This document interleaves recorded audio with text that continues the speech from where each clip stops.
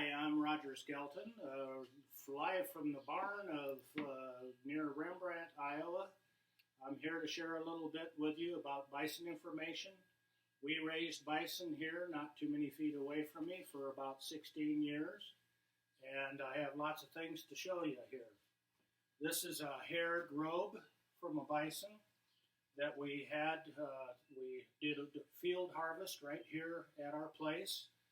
And then the robe is taken off. Excellent cutter cuts it off. And then the robe is dried by salting process, which dries it out. And then we take it to a place where they process it into a beautiful haired robe like this. Got lots of things to show you. One thing that is interesting is how Native Americans made use of the bison before they were eliminated from the plains. And they made about anything they could out of every part of the bison.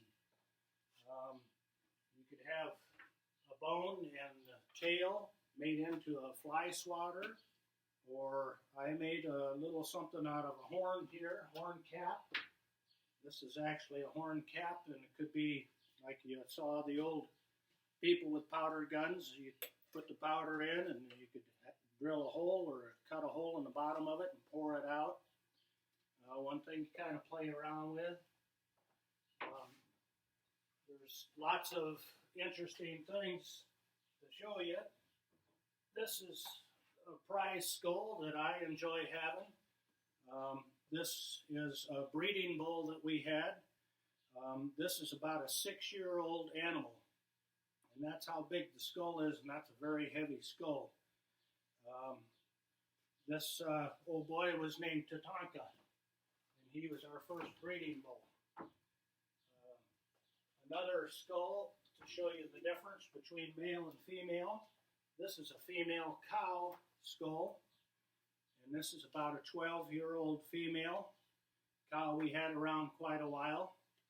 One thing that's interesting that you kids can know and tell your mom and dad about is that you know how to tell the difference between a female and a male adult.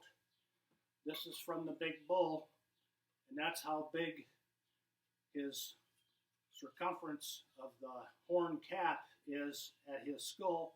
That's how big it is on a female. This female's horn is about 12 years old. This one is about 6 years old, about half the age. So that's quite a difference.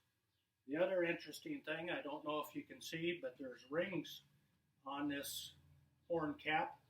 Just like tree rings in a tree. When you cut a tree, you can tell the age of the tree by the number of rings.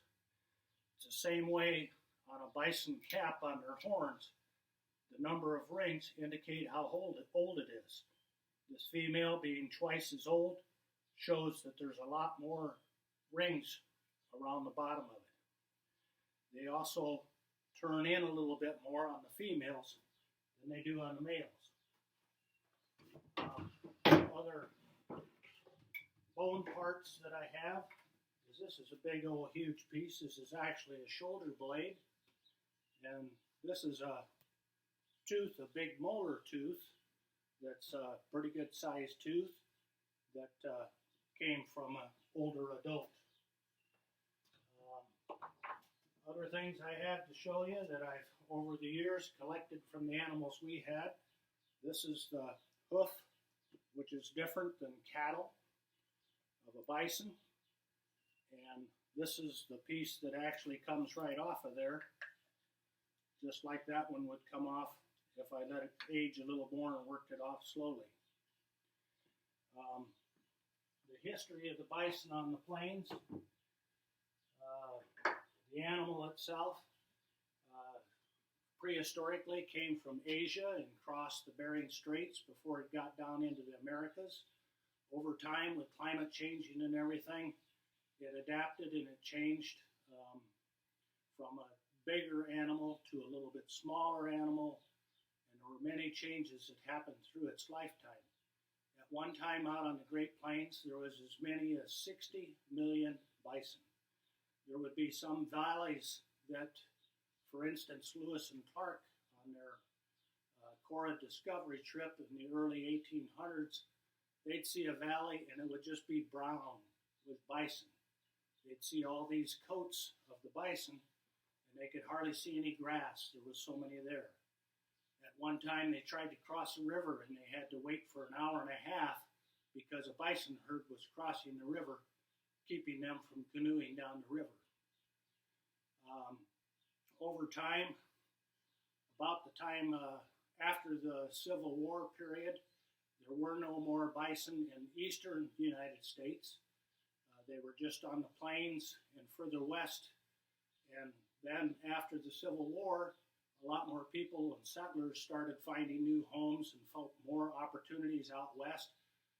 People that raised cattle wanted to do cattle ranching out in the western plains. And at that time, it kind of evolved that it was a problem. That many bison out there caused problem for wagon trains or people moving west. Or also, of course, the bison ate a lot of grass. And cattle eat grass, so they were in competition with one another, and it caused a conflict. And the powers that be, the political forces, decided that it would be good to eliminate the bison. So at one time there were trains that went out across the plains. You could buy a ticket, get on a train, put a rifle out the window of the train, and shoot bison without the train ever stopping. It was just a sport. And that was one way that the bison were slowly eliminated from being on the plains. There was also a profession where these hides had some value. Back in those days, it was a fair amount of money, but it was very, very hard work to kill a lot of bison, skin them all out, do the hides up, and they'd all be transported back to the eastern United States for sale. A lot of times made into big, heavy coats that would be very warm in the winter. Speaking of warm in the winter, one story that I enjoy is the Yellowstone area, Yellowstone National Park, has a bison herd, and back in the early days, they started out with a few in that area. They still had problems with poachers going out and killing them illegally. One poacher killed some bison late in the day and needed to take the robe and skin it off. And it was a very, very cold situation, and he was late enough in the day he couldn't get back to his camp. So he decided to roll himself up in a bison robe that he had just cut off an animal, so it was wet yet. He rolled himself up in the bison robe, and when morning came, it had frozen shut. So he was like a Tootsie Roll, and he was trapped inside the robe. He had to wait till the sun came out and warmed it up enough that he could force his way out of the robe. Some stories of bison that we had here. One story I like to tell about the most is how smart these animals are. They have herd instinct. They always stay together. One other major animal that does that is elephants. They're a family unit. We had baby calves out on a creek, and one day we had a baby calf from a cow, and I went out several hours later to check on him, just make sure the calf was all right. The mother was with the herd, but the calf was not beside her.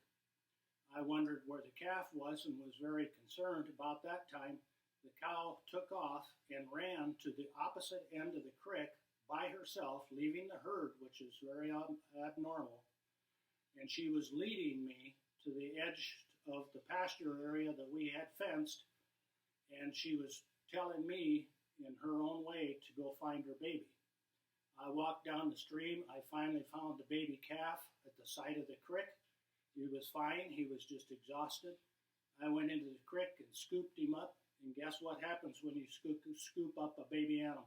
He went bah as loud as he could, and I thought, oh no, the mother's going to come get me after hearing that. So I went and dumped the calf over the fence without knowing where the cow was. All of a sudden, I saw the cow come up on my side of the fence, and she stopped, fortunately, about 30 feet away, looked at me, and I was trying to figure out where to go to get away from her. She turned around and went back down the creek. She didn't see her baby that I just put on the other side of the fence. She came back up again. She saw that baby finally, and she went through the fence, which wasn't very much of a fence, but then she got back together with her baby. So they are very smart, intelligent animals. That cow knew that the only way to get her baby back was to use me to do it. So I was very impressed with seeing that, and I was glad I was able to get the two of them back together. While we raised bison here, we had about 38 calves, and we had 24 slaughters, field slaughters, where I'd shoot them in the lot. We'd haul them out on the lawn. I hired a guy to skin the coat off. He would have it so that I could load the carcass in the back of the pickup, and it'd be ready to hang on the rail in a locker for the locker to cut up into meat. So it was a very slick process. We ate very good. We ate our own bison meat, and we also sold some bison meat just more or less locally and regionally around here.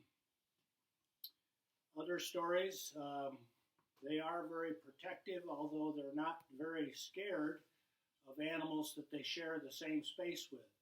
I'd go down and check on our herd twice a day, in the morning and in the afternoon. And in the early morning, when I'd go down, a lot of times I'd see coyote that would also be living on the creek. And one morning I saw a coyote go very close to in front of a mother bison and her baby, and the mother hardly even raised her head or followed where the coyote was going. They knew that each other shared the same space, they got along, and they didn't have any big conflicts.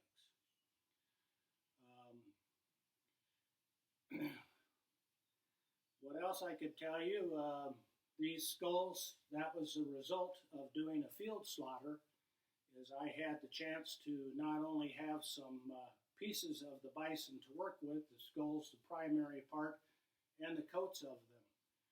If you did not process a coat into a nice haired robe like this, you could also process it into leather. The place I had do it was in Boone, Iowa, a very professional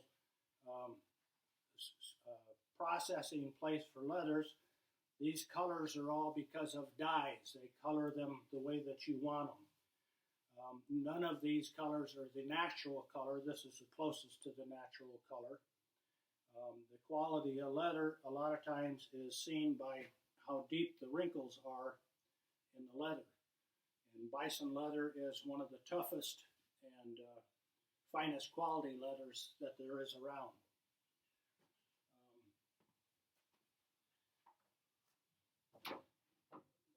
What else I can tell you? Maybe that's